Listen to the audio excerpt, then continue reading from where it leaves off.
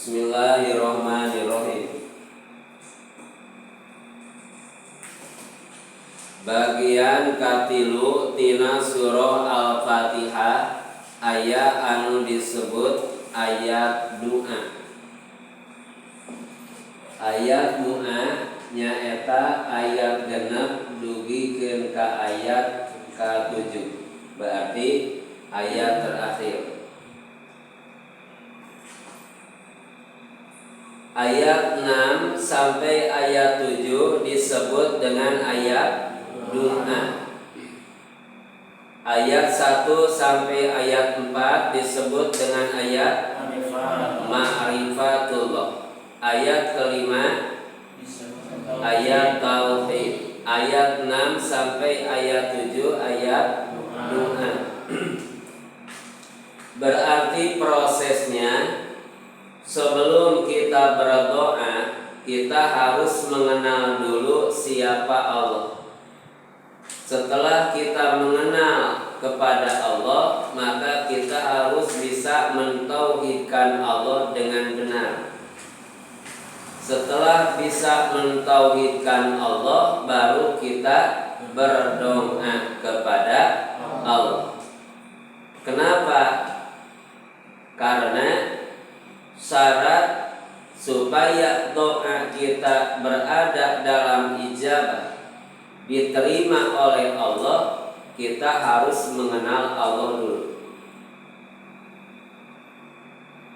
Setelah mengenal Allah, bisa mentauhidkan kepada Allah. Itu syarat doa kita akan diterima. Dalam sejarah kita bisa tahu, kita bisa meyakini proses doa seorang hamba yang telah mengenal Allah, maka doanya Allah ijabah. Doanya Allah kabulkan. Ketika kita melihat Nabi Musa alaihi salam, seorang nabi yang Allah utus kepada seorang raja yang zalim, yaitu Fir'aun. Nabi Musa sebelum berdoa kepada Allah, Nabi Musa diangkat dulu oleh Allah sebagai utusannya. Dan Nabi Musa bisa mengenal kuasanya Allah. Ketika Nabi Musa diperintah oleh Allah untuk berangkat dakwah kepada Fir'aun dengan firman Allah, idhab ila fir'auna innahu tagha. Berangkatlah engkau Musa kepada Fir'aun, karena Fir'aun adalah orang yang melampaui batas. Maka Nabi Musa berangkat mendakwahi Fir'aun, tetapi Fir'aun menolak. Malah Fir'aun berusaha akan membunuh siapa? Nabi Musa. Bukan Nabi Musa saja yang diancam akan dibunuh, tetapi pengikut Nabi Musa yang beriman kepada Allah pun diancam akan dibunuh. Sehingga terjadilah peristiwa kejar mengejar.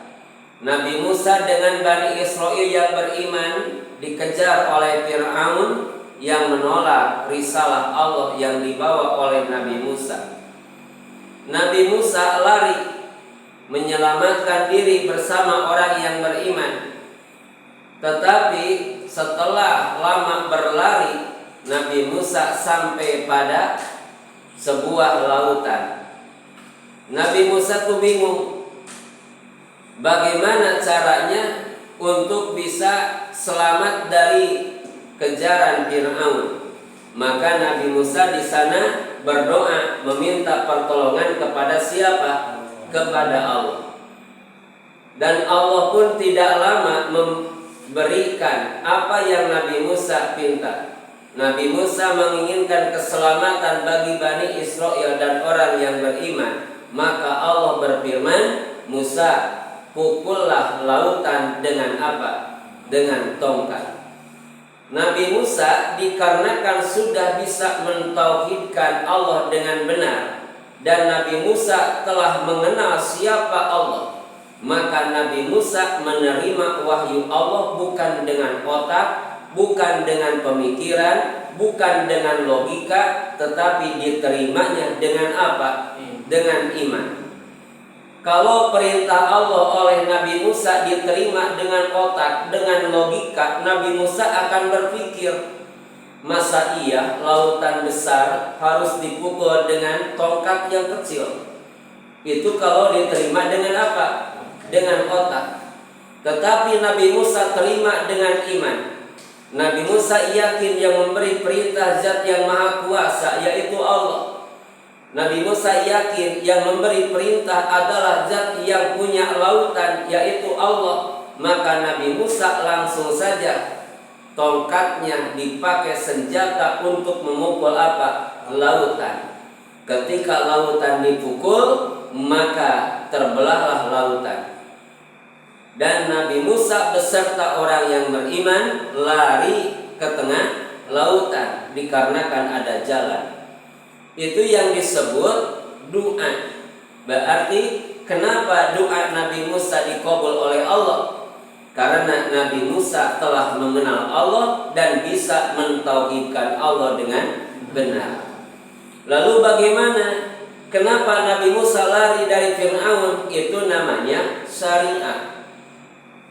Karena hidup di dunia itu atas 3 dasar. Pertama, ada yang disebut dengan syariat. Yang kedua, ada yang disebut dengan thariqah. Yang ketiga, ada yang disebut dengan hakikat. Jadi kehidupan manusia itu syariat, thariqah, dan hakikat. Syariat merupakan cara usaha ikhtiar yang dikerjakan oleh seorang hamba. Kita tahu dalam ma'rifatullah bahwa rizki Allah yang punya, kehidupan Allah yang memberikan fasilitas, tapi kita dituntut untuk berusaha mengejar datangnya rizki yang telah Allah janjikan akan diberikan kepada seorang hamba, tapi kita harus berusaha menjemput rizki. Itu namanya apa? Syariat. Thariqah hidup kita sesuai dengan perjalanan yang Allah ridhoi. Sehingga dalam surah 6, dalam surah 1 ayat 6, ihdinas siratal mustaqim. Kita memohon kepada Allah, ya Allah, tunjukilah aku kepada jalan yang lurus. Itu disebut dengan apa? Thariqah. Perjalanan kehidupan kita hari ini harus sesuai dengan perjalanan kehidupan para nabi, para rasul. Harus sesuai dengan perjalanan kehidupan orang-orang yang soleh. Sehingga kadang kita jadikan ini doa harian, baik itu ketika sholat atau di luar sholat. Ketika sholat kita baca ihdinas siratal mustaqim. Di luar sholat pun kita baca Allahumma hdina siratal mustaqim. Allahumma hdina siratal mustaqim. Siratal anbiya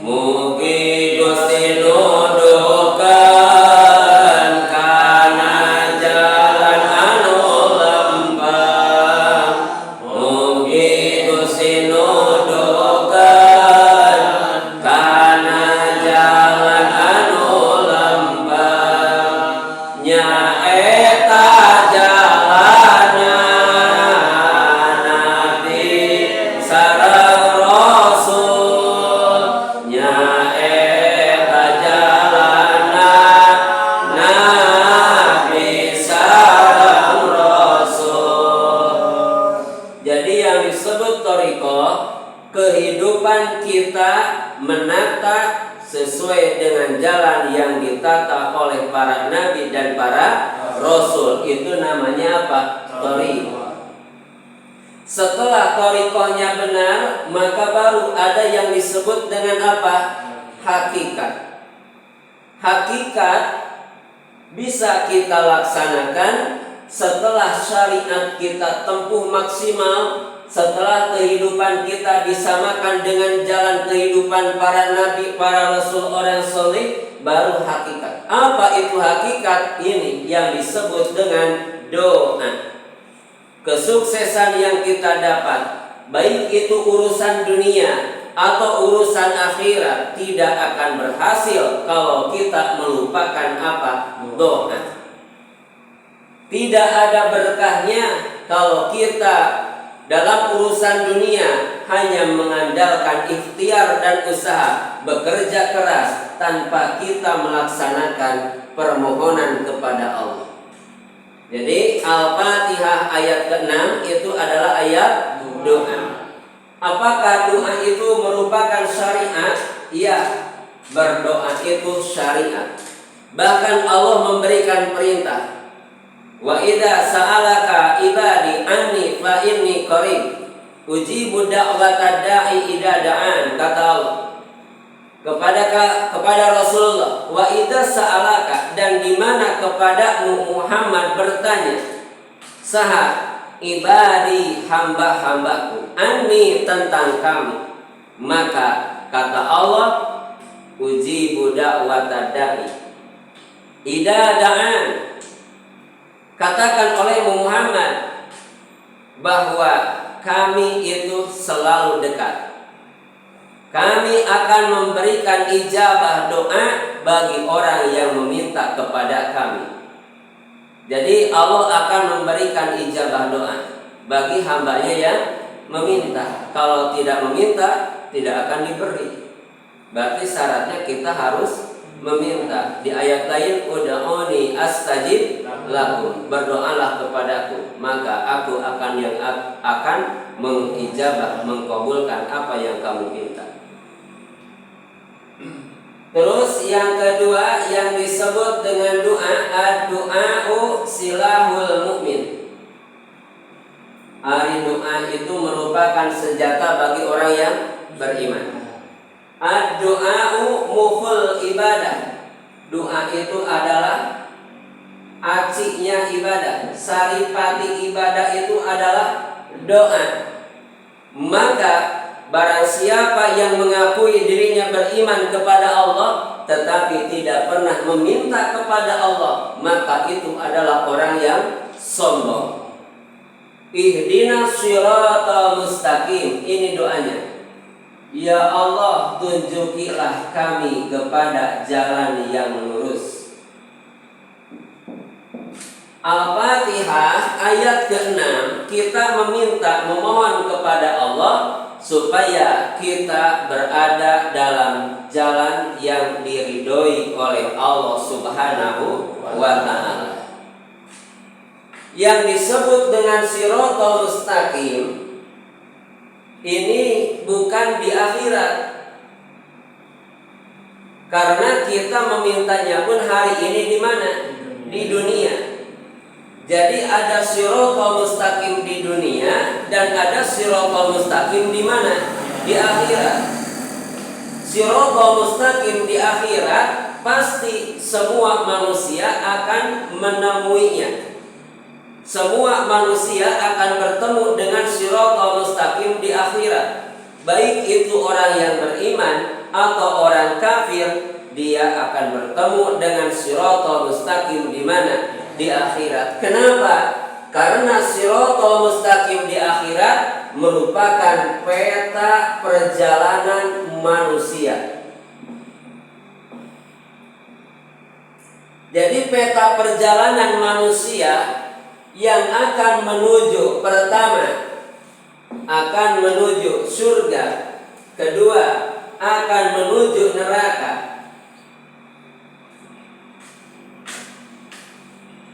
Manusia akan menuju surga atau neraka harus melalui shiratal mustaqim. Berarti yang akan masuk neraka orang kafir, Yang akan masuk surga orang beriman. Orang beriman dan orang kafir nanti di akhirat akan bertemu dengan Shiratal Mustaqim.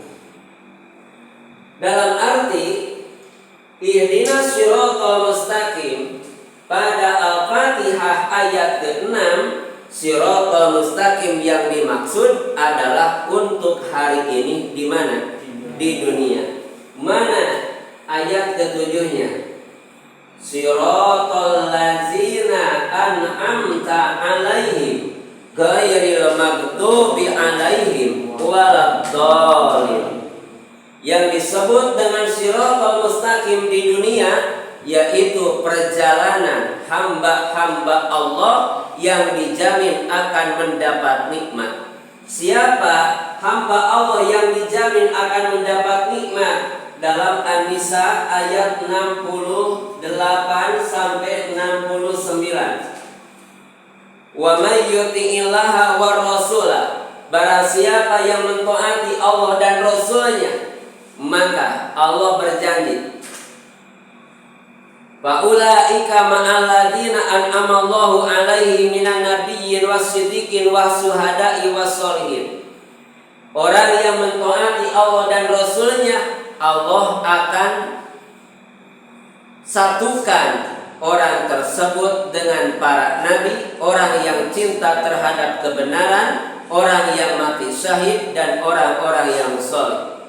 Berarti isi Shiratal Mustaqim itu ada 4. Para nabi, orang yang cinta terhadap kebenaran, orang yang mati syahid, dan orang yang sholih.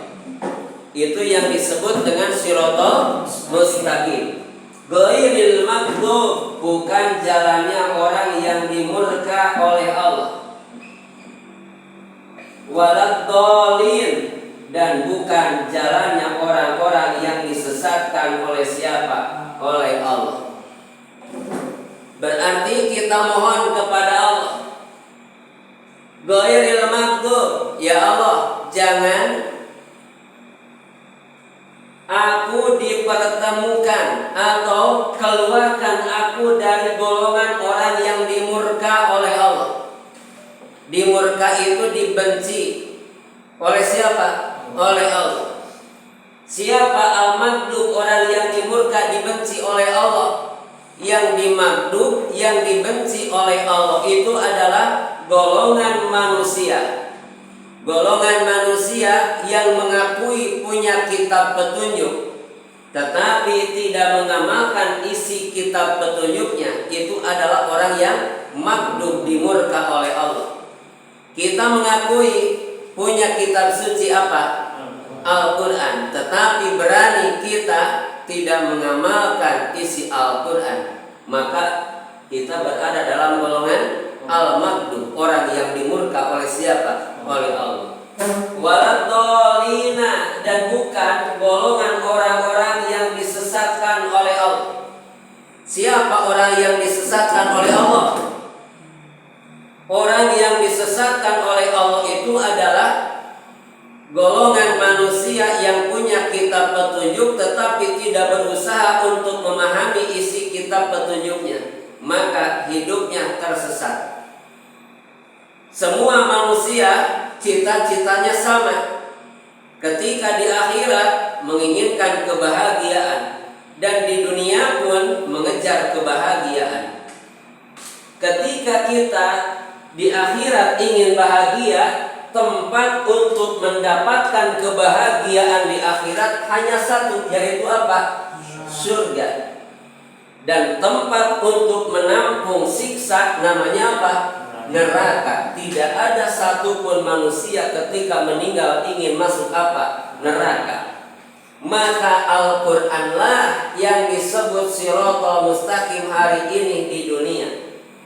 Ihdinas Shiratal Mustaqim, ya Allah tunjukilah aku jalan yang lurus. Dalam surah Yasin, surah 36, ayatnya sering kita baca, 61, wa ani abuduni hada shiratul mustaqim, dan beribadahlah kepadaku. Hada, Al-Quran ini adalah shiratul mustaqim, jalan yang lurus. Berarti supaya kita keluar dari golongan orang yang disesatkan oleh Allah, keluar dari golongan orang yang dimurkai oleh Allah, maka hari ini harus berusaha untuk memahami Al-Quran.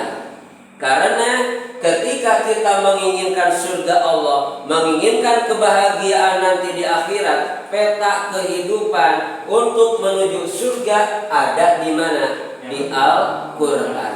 Jadilah penghafal Al-Quran, jadilah pengamal Al-Quran.